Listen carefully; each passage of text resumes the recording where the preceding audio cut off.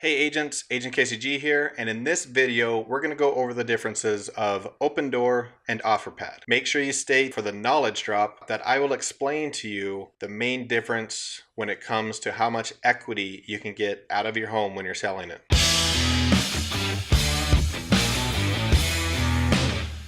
As we get into this video, I'm wondering if people know how much they really need to put down on a home. If you have the answer, comment below. I would love to know what you think. And by the end of this video, whether you're an agent or somebody thinking of using a Realtor, Opendoor, or Offerpad, you'll be able to make the best decision for yourself or your clients. I myself have dealt with Opendoor and Offerpad, so I know a lot of the details, a lot of the extras that they don't put on the website. So let's get right to it and compare. If you go to their sites to the pricing, Opendoor is giving you an example of a $200,000 home, and Offerpad is giving you an example of a $235,000 home.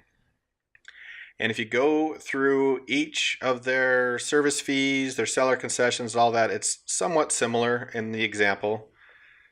But the interesting thing is in Opendoor, they are about $5,000 on the plus side if you use them over a traditional home sale. That means using a realtor to sell your home, basically. In Offerpad, there is approximately $4,000 difference in their example. Well, let me explain a few things why these numbers aren't quite accurate. Surprisingly, right? For the most part, they're very similar in their fees and their averages. What we need to pay attention to are two things. Is their service fee, which Opendoor says their average is 6.2%. Offerpad doesn't say, but if you hover, our service fee is typically 7%, and they vary from 6 to 10%. So Offerpad fees are between 7 and 10%. On this example, it is a 7.5% service fee, which was the service fee they offered one of my clients when they requested a quote. And Opendoor, 6.2%. When my client got the offer from them, it was 7.5%. Now, I like Opendoor. It's a little more honest. Right away, they say it's 7% is their typical, and it varies from 6 to 10, right there in bold, right at that section where you have to highlight. Opendoor, they say 6.2%, but if you go down to where they have their August averages, it goes from 6 to 13%. So I'm not sure how they would have an average of 6.2%, but it can range from 6 to 13% in service fees. Now keep in mind that is only the service fees, just like a realtor's commission, which averages in Arizona at 6%. So they're comparing their averages between 6 and 13 at Opendoor and 7 and 10 at Offerpad. They're comparing that to the realtor's standard commission. Here in Arizona, 6%.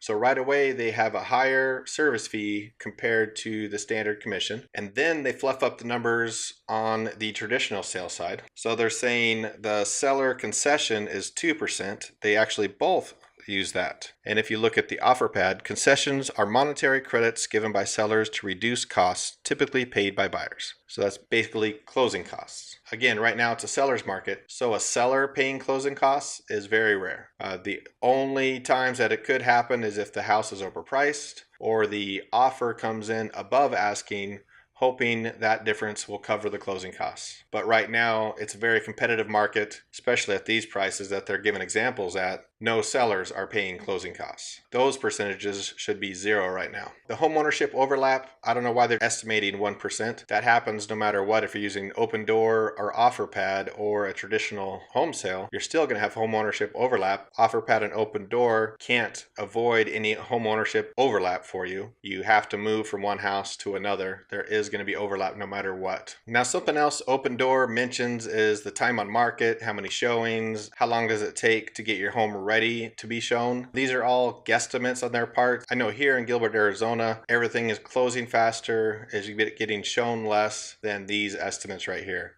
I'm about to give you that knowledge drop, but I implore you to check with a realtor, someone local, so you can start comparing, even if you think you are going to go this route, because right now, Offerpad, Opendoor, based on their information they're giving us, it's not that big of a difference between an agent and using them. So a few $1,000s, is it worth the headache?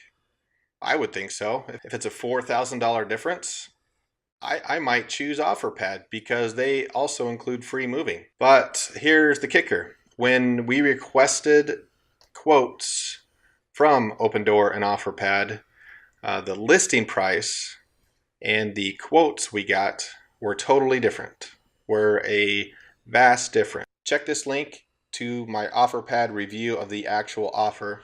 So the key is what your house actually worth, what their initial offer is going to be. Let's go back to the screen real quick.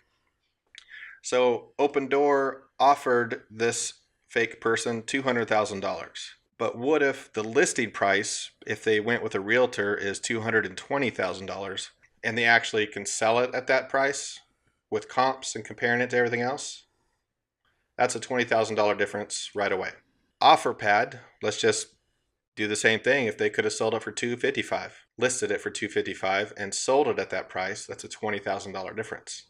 Now you went from a few $1,000 difference to a $20,000, $25,000 difference. Is the convenience worth that much money? That's my biggest problem with companies like this. They are making their money. They are asking you to do the repairs, asking you to pay for the repairs, and then they're turning around selling it for a profit. They're big corporations. They're in it for profit. That's why they have hundreds of millions of dollars getting invested into them, and that's why there's more companies like them coming. Comment below. Let me know if you have any questions about the process, if you have any questions for myself. And if you found this video useful, hit that like button and definitely subscribe for more videos to come. As always, I'm Agent KCG, and this is my Realty Reality.